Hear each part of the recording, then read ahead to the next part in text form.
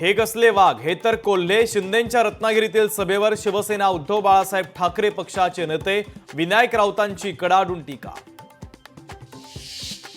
भाजपचे आमदार सुरेश धस पुन्हा धनंजय मुंडेंच्या विरोधात आक्रमक. कृषी विभागाला पत्र लिहून मागवली तत्कालीन निर्णयांची माहिती. तर कृषी विभागातील अधिकाऱ्यांनी भ्रष्टाचार केल्याचा धसांचा आरोप. सिंचन घोटाळ्याचा आरोप झाल्यानंतर मी नैतिकदृष्ट्या राजीनामा दिला होता. धनंजय मुंडे का राजीनामा देत नाहीत त्यांना विचारा, अजित पवारांचं स्पष्टीकरण. मोरक्या जिद्दी आणि धाडसी असेल तर माणसंच काय, जनावर सुद्धा विश्वास ठेवतात. भास्कर जाधवांच्या व्हॉट्सअप स्टेटसची राजकीय वर्तुळात चर्चा.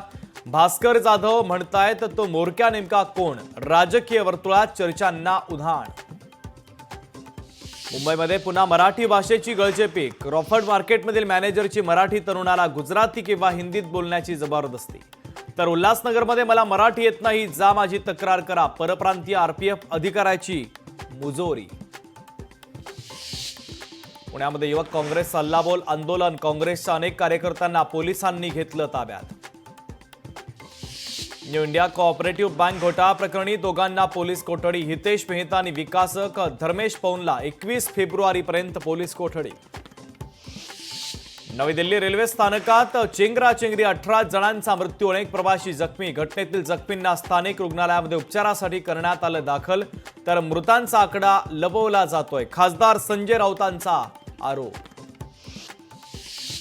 ज्योतिबाच्या नावानं चांगभलचा गजर करत अखंड गुलालाची उधळण. दख्खनचा राजा ज्योतिबाच्या यात्रोत्सवाला आजपासून प्रारंभ.